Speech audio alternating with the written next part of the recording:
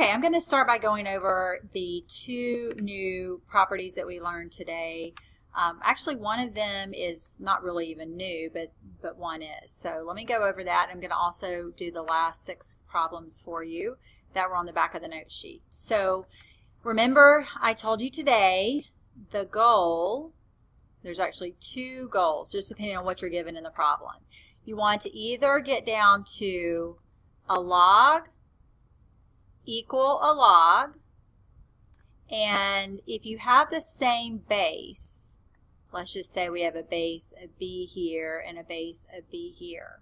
Whenever this is true and you have log base b of m equals log base b of n, then you know that m equals n, and this would be what you would solve. So your first goal would be to get a log equal to a log and then solve whatever you're taking the log of. And remember that m and n both have to be positive. So in the very last step, you're going to check and make sure they're both positive. Then the other thing is if you don't have logs on both sides of the equation, so look at number 1, that's a case like that. You want to condense one side down to a log, and then on the other side, you just have a number, and then you would rewrite to solve. So rewrite to solve. And up here, you just set equal to solve. So set equal to solve. All right, so let's do some examples here. So when I look at number 1, I see I have logs on the left side, but just a number on the right side. So this is going to be like approach number 2. I'm going to condense the left side down to 1 log. I have subtraction, so I'll rewrite this as log base 5, and it's going to be x divided by 10, because you use division to replace subtraction when condensing, and then that equals 3.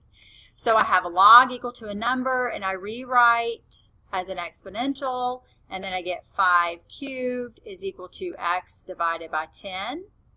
I'd probably multiply both sides by 10, clearing out that denominator there. And then 5 cubed is just 125 times 10. So I'm going to get 1,250 as my answer. So that's the answer to number 1, and that's how you'd approach a problem like that. Number 2, I have logs on the left and just a number on the right, so I'm going to condense the left side. I will use multiplication, and don't forget you had to understood 10 right there. So x times 5, so I have 5x is equal to 2, and when I rewrite, I get 10 squared is equal to 5x, divide both sides by 5, and I end up with 100 divided by 5, which is going to give me a 20. And don't forget, I have to always make sure that in my original given problem, when I plug in the solutions, I get a positive number here. And yes, x is 20, and that's positive. Number 3, same thing. I'm going to condense the left side. Remember that when condensing, you bring your powers up first. So I have log, and then don't forget it's the base of 10, and then the 2 comes up here. Same thing over here, the 2 comes up here. So I can combine 5 squared, which is 25, and x squared, and that will equal to 2. And then I rewrite. So I get 10 squared is equal to 25x squared. Divide both sides by 25. So here I have 100 divided by 25, which is just going to be 4. So x squared is equal to 4. You take the square root of both sides. Don't forget your plus minus sign. I get plus minus 2. Now, I have to go back to the original problem and plug it in. The original problem, not after I've pulled up the powers. At the original problem is where you test it. And you can see that log of negative 2, that will not work. So my only solution is actually the positive 2 for this one. Okay, number 4. I'm going to condense the left side using division. So log base 3, and I have x plus 4 over 6 is equal to 2. Rewrite. So 3 squared is 9 is equal to x plus 4 over 6. And then for one like this, I'm just going to finish solving. I'd multiply both sides by 6 to clear out this denominator. Or you could actually cross multiply. Either way would work. So I'm going to get 54 is equal to x plus 4. subtract the 4, and I get x is equal to 50. And then I'd want to check that answer, and yes, it definitely would give me a positive there. So 50 is my answer.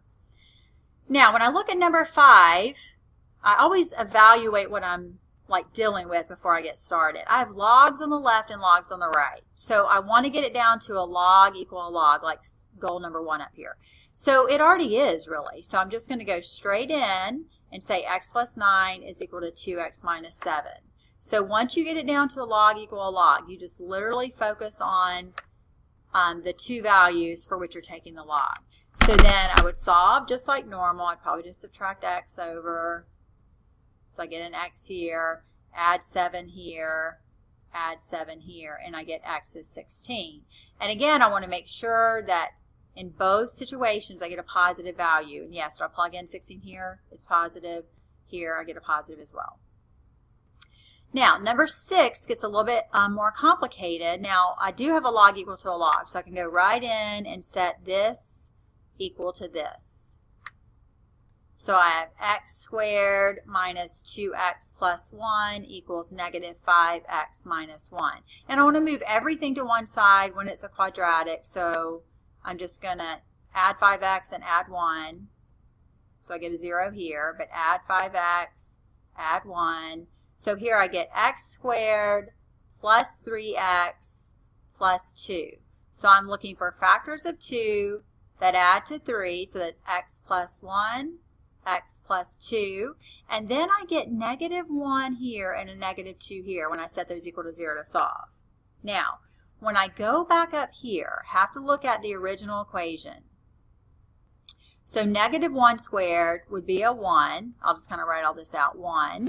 And then negative 2 times the negative 1 actually turns to plus 2, and then plus 1. So that gives me a positive value. So I'm okay there. So that one works there. I do want to check it over here as well. But negative 5 times the negative 1 is positive 5 minus 1. So it also works here as well. So check, check for this first one. Now let's do the negative 2. Negative 2 squared is 4. And then a negative 2 and a negative 2 is a plus 4 plus 1. So it works there as well. Over here, negative 5 times negative 2 is a positive 10. So 10 minus 1 is positive 9. So it works there as well. So both of these solutions work, even though they're both negative. So you always have to be careful and check in the original equation. So that pretty much concludes today's lesson, and of course finish those 9 homework problems from what would have been a half sheet. I just printed it as a whole sheet, but just do the top part for that for homework. Have a great day.